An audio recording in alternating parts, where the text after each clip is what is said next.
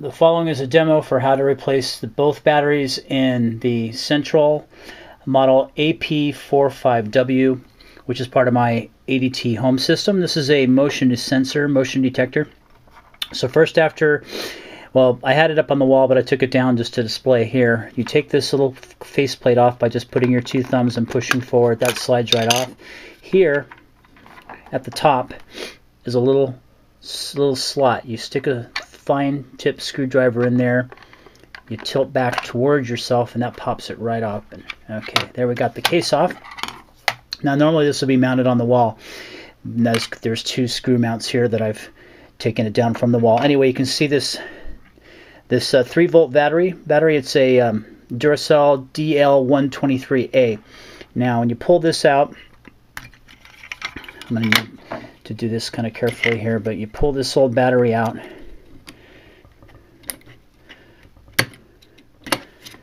Okay, it's easier when I don't have the camera facing down like this, but anyway, there we go.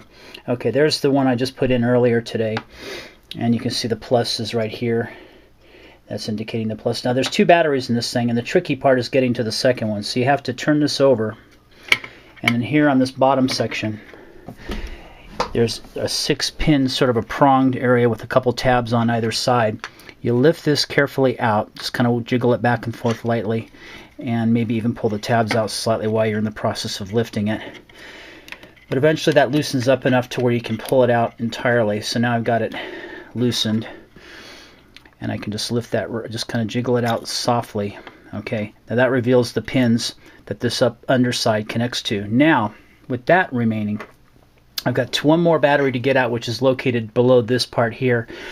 And in order to get to that, this is the part where I had to go down to ADT and have them show me because I couldn't figure it out. There's two tabs, one on either side, and this sort of a motherboard style piece here needs to come straight out.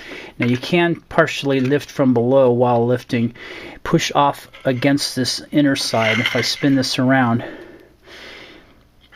you kind of need to, well, it's tricky, but you can get a little bit of an edge underneath this tab, because essentially these two are, there's two slots here, one on either side, and it slides straight up off those slots. You can tilt it up first and then come out, but these two tabs, the one on the left and right, just below those slots, are what prohibit it from coming up. So you have to kind of get down here from below and pull the tab away while pulling the tab away from the body.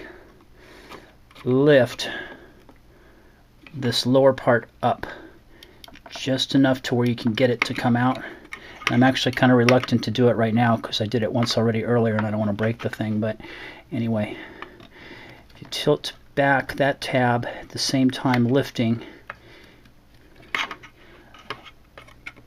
you can get this eventually to come out, but you got to be really careful with this tab. Another approach is to sort of leverage off this board here from the side, pull the tab away, and then come up that way.